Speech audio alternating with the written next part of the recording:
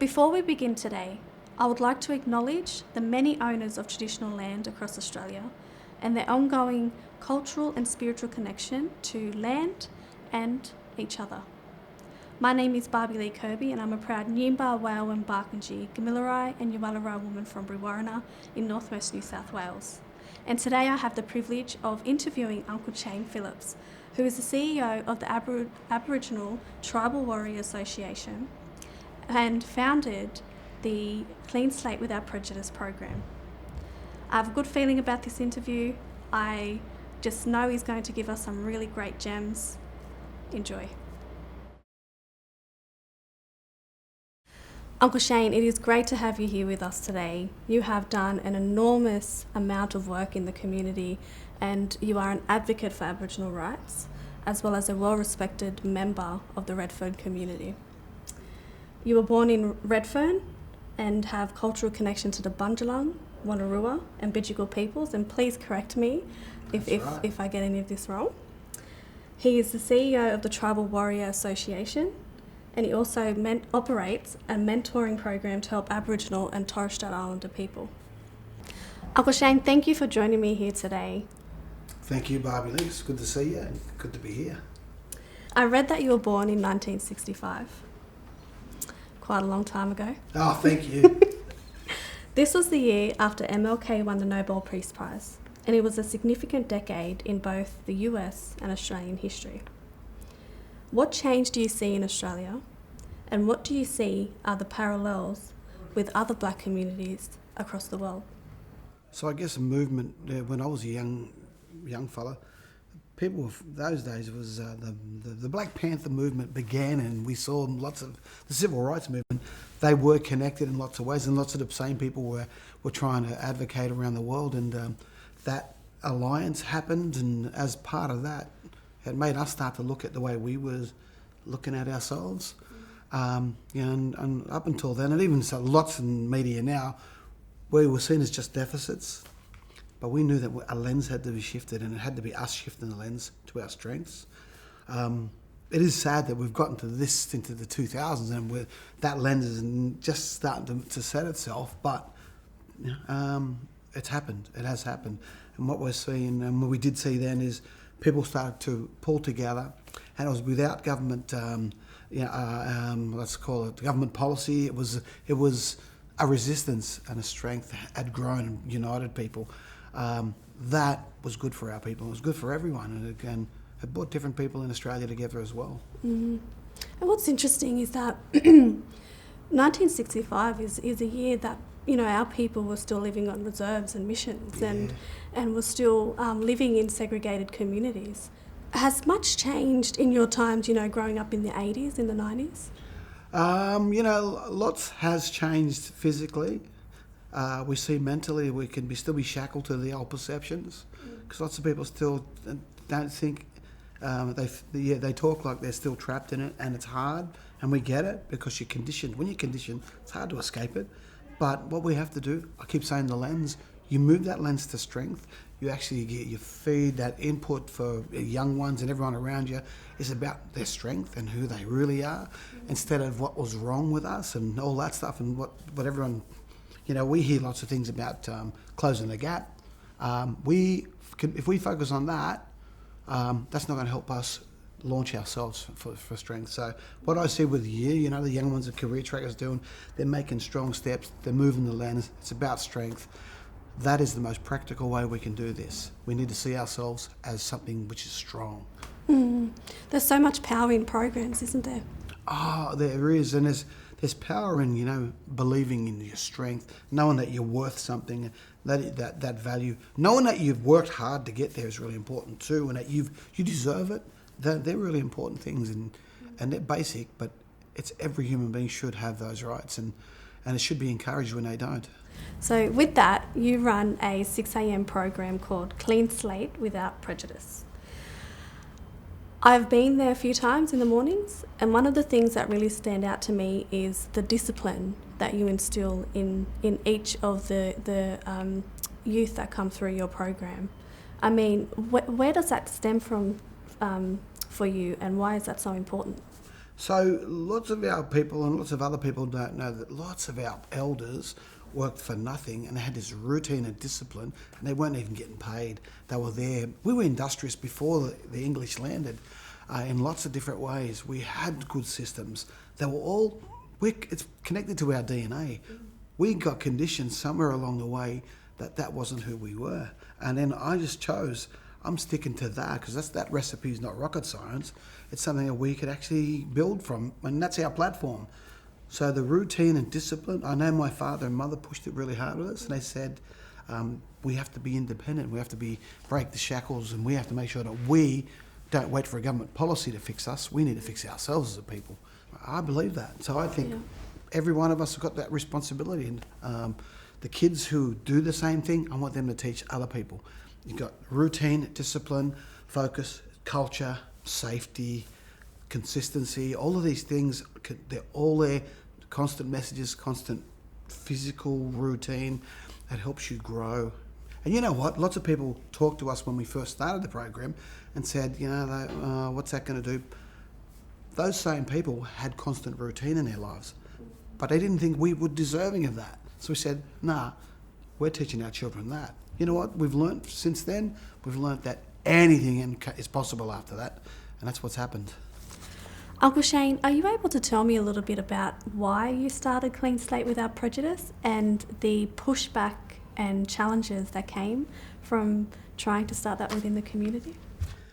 Interesting thing, Redfern, we were a political hot pot, and over the years we'd seen some tough times with the police and our community. But at the same time, on the block where I'm from, we were going through a tough time. We were probably seeing our worst times. We were the epitome of what goes wrong in Aboriginal communities. There was a sense of hopelessness. We were representing all the wrong things badly. It was violence, it was alcohol, it was drugs, and we were imploding. During this time, some of the men's groups got together because the women were already doing stuff and the men were passengers. Well, we were all passengers, and we were just going along doing our own thing. And we decided through the Babana men's group that we'd all start to pull together and discuss some of the things. During this time, a police officer named Luke Freudenstein turns up, and we had a bad relationship with the coppers. It was terrible. I hated the coppers. Anyway, we decided, he came along and said, look, I've got 15 young men who are committing robberies in your area. Can we do something? And we all just fobbed him off. We said, oh yeah. Anyway, he kept turning up at our community, at our men's group meeting. And then we said, all right, if we're going to do it, we're going to do it our way. So then we said, we're going to teach. First of all, we said to him, go and see other people. They all palmed him off back to us. So we said, if we're going to do anything, we're doing it our way. And we want the police to back it. So we said, we're going to teach young fellas routine. We're going to teach them about their parents or their grandparents, what they did in the industries. We're going to teach them about their culture, because then they only hear about them, everything that's wrong about their people. We said, that's all they're going to get, a strength, and we're going to push it really hard. But we're going to make these young fellas turn up 6 a.m. in the morning to train. We get them for a day. We're going to teach them about our boats as a vehicle. When we first started it, there was 15 of them. We knew all their families. We knew them all. And we said, we'll go and visit them and tell them that if the police, you train with us in the morning with the coppers, they're going to ease back and they're going to like they've cleaned the slate on you. So we decided to tell the coppers, we want you to get some of these police officers who had bad names as well. We said, we're all going to just train together in the mornings. And if you think about it, it was June in 2009, and it was freezing cold, 6 a.m. in the morning. We walked in, and they saw one of the coppers, and he had a bad name, and they said, there's so-and-so, I hate that dog, and lots of other words. And we said, boys, we're going in, we're going to train with them, right? We're only training. So we get in there, we're doing 9 3-minute rounds, and you're either boxing or you're on the pads, and you're going around with different person each time. We said, everyone has to learn about each other. That's no talk about crimes or anything. So when they get in there, we just trained. We dropped our guard. At the end of that session, we actually saw each other for the first time. It was profound. We did this over a series of weeks, and we became close allies. Our community were calling us dogs, informers, all sorts of things. It was pretty bad. There were death threats. The coppers were getting called nigger lovers, boong lovers, do-gooders. But we had become an alliance then. So we started saying hello to each other in the street. The young boys, every young man that was in our program were weekly offenders. In the first 3 months, robberies went down 82% in this community, but those boys stopped committing offences. They all flipped it around and saw their value, and then they changed their life. Some of them are our head mentors. Some of them are running different parts of our business. Some of them are in the army. Some of them are in different careers, but they have families now. But it was about them seeing their value. It was about us seeing their sense of worth, sense of value. The routine and the discipline are key factors in it. But culture underpins the whole thing. So when they do that and they learn about their own value and how they have to make people safe, and any community, I challenge anyone out there, you get the dynamic of 15 to 25 males to find themselves responsible and build their own self-esteem, their own value, your purpose. You have to have purpose. When that happens, amazing stuff happens. And that's what happened. The funny thing is, one of the girls were saying to us, what about the girls? And we said, we need some women to come there with us and help us with the girls. But the girls, theirs went quick. They got it together quicker than us blokes, but it happened. And as a community, seeing that strength, right to now, it's 2021, that same statistic is in play. We used to have 141 robberies a month. We're lucky to have 14, every 6 months. So it's completely changed. The whole area has grown, and they've seen that our people's footprint is staying here now because we control that. We control that. Wow. To even attempt or to think about creating a relationship with police, given the history of police violence in black communities, that kind of leadership takes guts, real guts. And what would your advice be for other young black people when they are looking to create change within their own communities? What kind of qualities will they need to push back? They all have everything, and it's simple mathematics. We have a responsibility to our little communities and everyone around us. Police are going to be there. We're going to be there. If we don't change that relationship, they're going to have that same attitude with lots of people. It's not perfect here. There's no magic wand. We have to work hard at it. And it's very humbling. It's very humbling. You have to be persistent. You have to understand your own vision of it. And everyone does, because everyone talks about it in their own lounge rooms all over the country about their strengths and what they want for their people. That's the end game. They have to forget the politics, focus on getting young ones safe, making them strong, give them their purpose. It's about young ones. Culturally, it's what it's about. Purpose, direction, and vision. They have to have it. If they have them things, it's really important. They're going to make mistakes. We made heaps of mistakes. That's just part of life.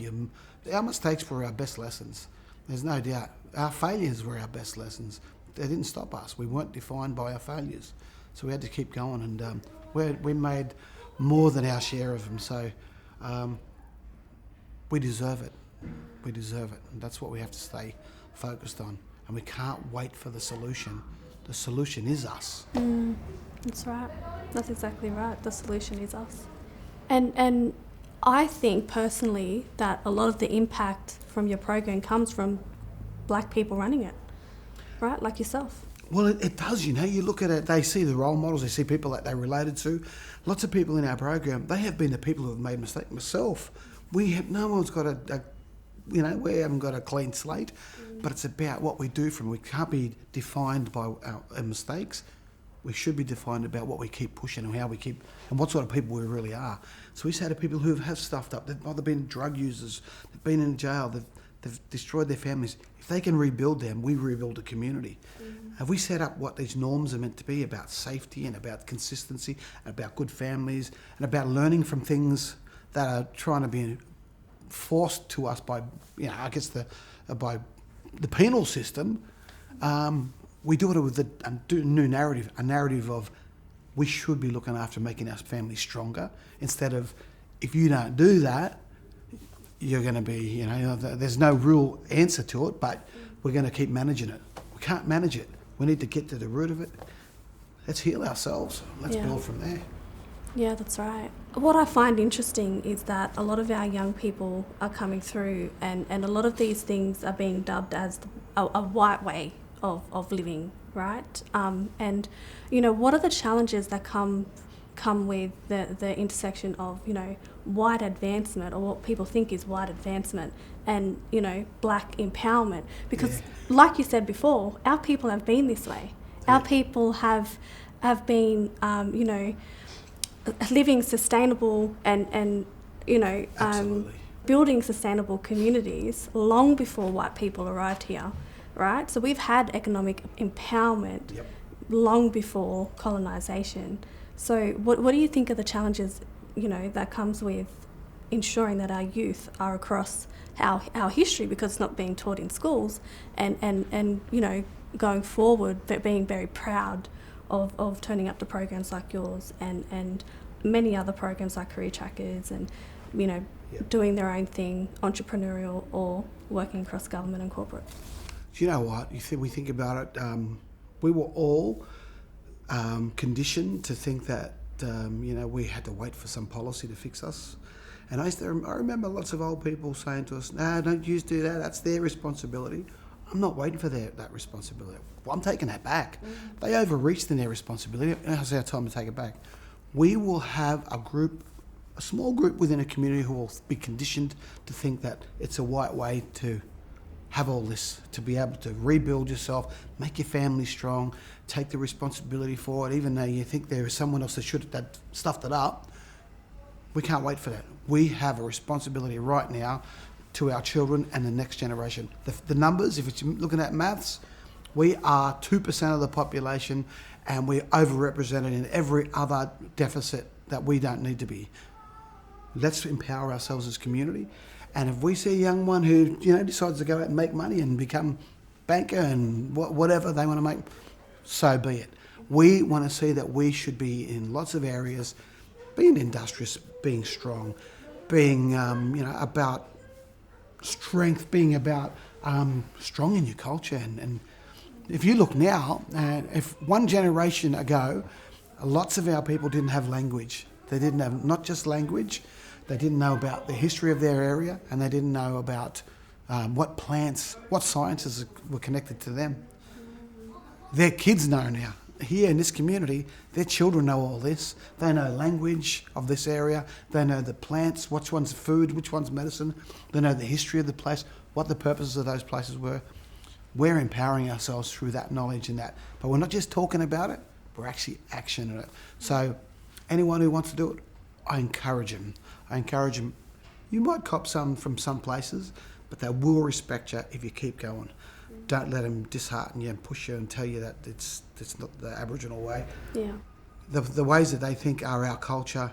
I remember we copped it ourselves at the beginning. They said we was training with the police. We said on the block, and we said it's our own families. We got to stop everyone partying in this spot. This is the children and the elders spot. We copped it from our mother. They said, "Oh, look at you, fella. This is our culture." We said, that is not our culture. That poison, other poison, I'm not a saint. That's not our culture. That's something we inherited. Looking after our elders and our families and our children, that's our culture. So that's what our responsibility is. So that's right. Anyone who comes at someone like that, the answer is simple. Our people, they're connected to thousands of years of genetic strength that had such a diverse range of strengths, of skills, sciences, and we need to share that. Well, there's power in knowledge, and there's power in knowing yourself, right? Absolutely. And with the rise of the Black Lives Matter movement in the US, and obviously began again here in Australia right off the back of what happened with George Floyd, what do you see is the biggest change amongst the next generation coming through that they need to take forward with pride and with discipline that you teach in the program? So what we need to do in this country, because it's really important in this country, we need to change the relationship. It's really important because while we'll be putting spot fires out if we don't, because you've got different departments who are all doing different things. And while we're at an old relationship where they're recipients, where we're just the recipient, we will get the same result. So as soon as we build on that knowledge and the understanding, plus the action that goes with it about the work that goes with it and the responsibility, we then will have a new relationship. And that new relationship, we can't just expect it. We can't hope for it. We have to design it. There's no doubt. We have to design it and take responsibility for it. And wherever we fail, it's our failure. We'll wear that, but we want that control, because that time we need back, because we're too highly represented in lockup, and we're too highly represented, in poor health. But just imagine if we took the responsibility back and say, you guys are dealing with the symptoms, we want to deal with the cause. We want to get there, heal, fix the cause, so we can go past it, so our children aren't facing the same things when they're older. Their children aren't the industry that this country is looking after. We don't want that. We want freedom, and we want freedom through empowerment, and we will have it. I can talk about Redfern. We're not perfect. We're building, but you know what? These children, they've just come back from their outing today, but they have a sense of worth, a sense of belonging. They have the vision. They know that they deserve it, and they know that they are responsible for their future. And we said, if we don't all look after each other and push each other, or have an expectation for each other, we're just going to be aimless, and we're not going to do that. We have to do this. So these kids, I've got a lot of confidence in them keeping on growing. We're seeing their growth right now. Their knowledge right now is a lot's tenfold compared to what when we were kids. Mm. It saddens me even when I go home to Bree and I do a bit with the youth back there, looking around at them, they have a higher chance of being incarcerated than graduating high school. We Indigenous youth make up just 6% of the Australian population, yet we make up almost 60% of the prison system, which is just bizarre, right? Yeah. And what you do with Tribal Warrior, it is essentially a form of activism, It is. Yeah. And how important do you think that our young people, particularly those in CareerTrackers doing what they do within their respective organisations, is that a form of activism too? Being in these spaces that our people aren't always in? Yeah. Physically, when I was a young fella, in the 60s and 70s, they had force against the sort of activism. So people you have to look at a diverse range of activism. Activism's in the arts, it can be in banking, it can be in housing, it can be in all sorts of, it's in law obviously, but it's in so many areas. Here, youth empowerment is activism. We will on one day could be at the march, and we see lots of people with great intention, all voicing this, and we're talking 90% of those, let's say 10,000 people, will all walk away and go home. Let's say that maybe even 5 or 1% of those people will then go back to the community and start doing the work again. But they're the victim of it. So we're not getting the resources or the people to believe in it. So that's what I'm saying. Empowerment starts just with 1 or 2 people building something simple. Those young ones, if you are in a place where there's people struggling, you can make a change. We were always thought this is going to need big resources there. We did it with nothing at the beginning. We just had to keep building ourselves, and we did fail, but we had to keep moving. That's right. And that brings me back to the fact that there is power in programs, and yet we see a lot of programs come into our communities and they don't last long. Particularly in my hometown of Brewarrina, I've seen a lot of programs come and go, particularly government-funded programs. Yeah.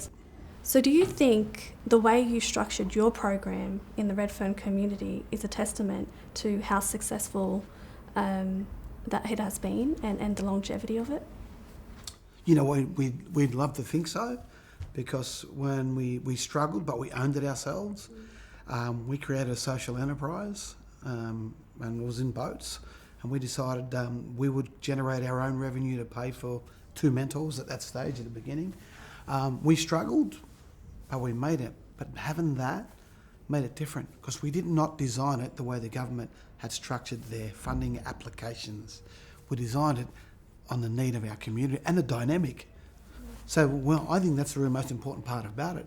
If it's designed from within and it's based on the dynamic of a community and it's about empowerment, they're the recipe. That's the recipe. And if you're not focused on government funding cycles, it'll have success. But eventually, if government put their hand in their pocket, great. But if not, there's other ways to do things, and you'll impact the child. If you think of one child, this is what we've focused from the beginning. If one kid gets safety and one kid changes their life, everything was worthwhile. So if they can keep that focus on, other things come from it, there's no doubt. Right. And lastly, what is your vision for Tribal Warrior for the next 20 years? I would hope that along the way, mentees have come through here and they've had this innovation. They were shackled in this little area and they were perceived as one thing. And then all of a sudden, we saw their innovation. We saw they were entrepreneurs and they just didn't know it. We established through the need in the market, other parts of what we do, and there were variations. So as we diversified, different people had taken roles, and we'd cemented different parts and structures in the company and different parts of our revenue streams here. I want them to grow.